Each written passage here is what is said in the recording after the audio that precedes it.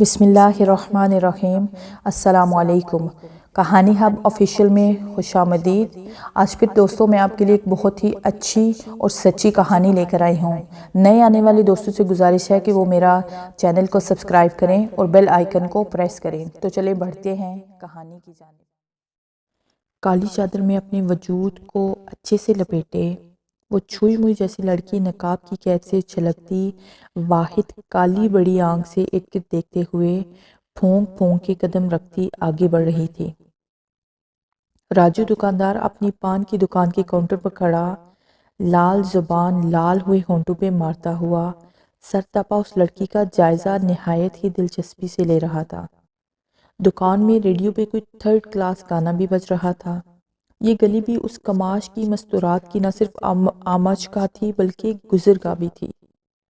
لاہور کا یہ محلہ علاقے سے ذرا دور واقع تھا۔ وہ محلہ جہاں دن رات کو طلوع ہوتا تھا اور جہاں بظاہر شرافت اور پاک دامنی کا لباس پہنے سفید پوش حضرات اپنی ناتمام اولا متنائی حسرتوں کی تشنگی کے لیے وارد ہوتے تھے۔ کڑکتی دوپہر میں یہ جوان جہاں لڑکی کسی کو ڈھونڈتی ہوئی آج مسلسل دوسری دفعہ نظر آئی تھی، اور راجو جس کا در پردہ کام بردہ فروشی تھا اس لڑکی کو اپنا شکار بنا چکا تھا۔ بس شکار کو قید کر کے منزل مقصود تک پہنچانا باقی تھا۔ اس نے دانہ بھی ڈال دیا تھا۔ چڑیا جال میں اب پھنسی کہ تب پھنسی۔ اماں یہ دیکھ، اپنی سونی دھی رانی کے جہیز کے لیے میں کتنے خوبصورت کنگن لایا ہوں۔ سکی نازک کلائیوں میں جب کھنکیں گے نا تو دنیا جلے گی اس سے۔ آج والا سودا باقی سب سودوں سے زیادہ منافع بخش تھا۔ کیا مال ہاتھ آیا تھا، وہ بھی اپنے قدموں پہ چل کر۔ کسی کا پتہ پوچھنا چاہتی تھی مجھ سے، میں نے بھی بات کرنے سے پہلے ہی بے ہوش کر ڈالا۔ راجو نے جیب سے 2 موٹے سونے کے کنگن نکال کر پان چباتی اماں کے سامنے لہرائے۔ آئے ہائے میرے بھولے بیٹے، 18 برس پہلے تو نے نشے میں دھت اپنی دھی رانی اور اس کلموہی اس کی ماں کو گھر سے نکالا تھا، اور تب سے اب تک اس کا کوئی اتا پتہ نہیں، اور تو ہے کہ گمشدہ کا جہیز اکٹھا کر رہا ہے۔ اماں نے پان کی پچکاری لگاتے جواب دیا۔ میں تو کہتی ہوں راجو میرے لال، اپنی بہن نفیسہ کی بڑی بیٹی خیر سے جوان ہو گئی ہے۔ سارے زیورات اور جہیز جو تو نے بنایا ہے نا وہ بہن کو دے دے تاکہ وہ اپنی لڑکی کا بیاہ رچا سکے۔ اماں نے راجو پہ پیار کی برسات کرتے اپنی خودغرض عرضی بیان کی۔ خبردار اماں، یہ سب میری دھی رانی کے لیے ہے، وہ کبھی نہ کبھی مجھے ضرور ملے گی، یہ اس کا حصہ ہے، میں نے بڑی ہی مشکلوں سے یہ سب کمایا ہے۔ راجو اماں کو سنا کے رکا نہیں اور جیب سے اس کمرے کی کنجیاں ٹٹولتا صحن کے پچھواڑے کے لیے قدم اٹھا دیے۔ اس کمرے میں فقط اس کی دھی رانی کا جہیز تھا جو وہ کئی سالوں سے بڑی ہی مشکل سے اگٹھے کر رہا تھا۔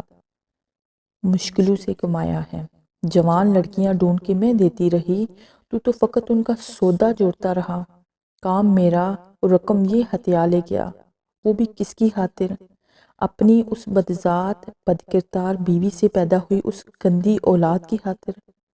کتنا اچھا ہوتا اگر میں فقط اس پہ جھوٹا الزام لگا کر اسے دربدر کرنے پہ اکتفا نہ کرتی بلکہ گلا ہی گھونٹ دیتی دونوں کا۔ تو آج سارا زیور اور سامان میری نفیسہ اور شرم و حیا کا پیکر اس کی دونوں بیٹیوں کا نصیب ہوتا۔ اماں پان چباتے کفے افسوس مر رہی تھی۔ راجو سیٹھ، اس دن کیا غضب کا مال نکالا تھا تم نے، لیکن ایک بات بڑی عجیب ہوئی، اس کے ہاتھ میں ایک لال دھاگا تھا جسے وہ اپنے سینے سے لگائے رہی۔ میں نے بھی وہ جپٹ کے اپنے جیب میں ڈال لیا کہ شاید کوئی قیمتی چیز ہو، لیکن دھت تیری کی، اس میں فقط چھوٹے بوسیدے تعویذ کے علاوہ کچھ بھی نہ ملا۔ منشی راجو کے ہاتھ سے پان لے کر اپنے گندے پیلے دانتوں میں دباتے منسوئی افسردگی سے بولا، کیا کہا تم نے؟ لال دھاگے میں لپٹا تعویذ؟ ہاں، وہ بھی بوسیدہ اور پھٹا پرانا۔ یہ دیکھ، یہ ہے وہ تعویذ، اور ہاں جب بھی اسے ہاتھ لگاتے مجھے ابا سے ملنا ہے، مجھے ابا کو ڈھونڈنا ہے، بس یہی کہتی رہی بدبخت۔ لیکن ہم نے بھی کام پورا ہونے کے بعد ہی آگے بھیجا، اور آج سنا ہے کہ اس نے بڑے سیٹ کے چنگل میں ہی موت کو گلے لگا لیا۔ پر ہمیں کیا، ہم نے تو مال بھی مار لیا اور شغل میلہ بھی لگا لیا۔ منشی نے پھر آنکھ دباتے، کمینی سی مسکراہٹ گٹیا چہرے پر سجاتے ساری بات راجو کو گوش گزار کی۔ راجو نے ایک چپٹا مار کے لال دھاگے کے ساتھ بندھا بوسیدہ تعویذ منشی کے ہاتھوں سے چھینا اور کپکپاتے اور لرزتے ہاتھوں میں دبایا۔ اس نے تعویذ کو پل بھر میں ادھیر کے رکھ دیا۔ دماغ میں کہیں دور، آج سے 18 سال پہلے اپنی بیوی سے ہونے والی باز گشت گردش کر رہی تھی، جب اس کی پہلوٹی کی بیٹی پیدا ہوئی تھی اور اس نے بڑے پیر جی سے خصوصی درخواست کر کے اپنی لاڈلی کے لیے تعویذ لکھوایا تھا، اسے بڑے مان سے سرخ دھاگے میں لپیٹا تھا۔ کرما والی، یہ تعویذ میری دھی رانی کے بدن سے جدا نہ ہونے پائے۔ خیال رکھنا، جب دھاگا چھوٹا ہو جائے تو لال ہی دھاگا ڈالنا، پر یاد رکھنا یہ تعویذ اس کے بدن کا ایک حصہ رہے ہمیشہ۔ اور اس کی بیوی شوہر کے پاگل پن پہ بس مسکرا کر رہ گئی تھی، لیکن اس باوفا عورت نے اس کی بات کا مان اس طور رکھا کہ اپنے شوہر کے گھر سے بدکاری کے جھوٹے الزامات لگوا کر نکلوائے جانے کے باوجود اس گھر کی واحد اولاد گلے سے وہ تعویذ نہیں اتارا۔ لال دھاگے میں لپٹا تعویذ۔ راجو دکاندار کے گھر میں لگی بدترین آگ راجو اور اس کی بوڑھی ماں کو لمحوں میں نکل گئی۔ اطلاعات کے مطابق اس کے گھر کے پچھلے کمرے میں گیس لیکیج کے باعث آگ بھڑک اٹھی، جس نے آنن فانن سب کچھ جلا کے رکھ دیا۔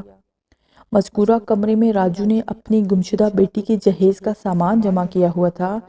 عین شاہدوں کے مطابق راجو مٹی کے تیل کا گھینن لیے پاگل پن کی کیفیت میں گھر میں داخل ہوا تھا، اور اس نے خود ہی اس کمرے میں آگ بھڑکائی اور اپنی ماں کو بھی جان بوجھ کر وہاں بلا لیا۔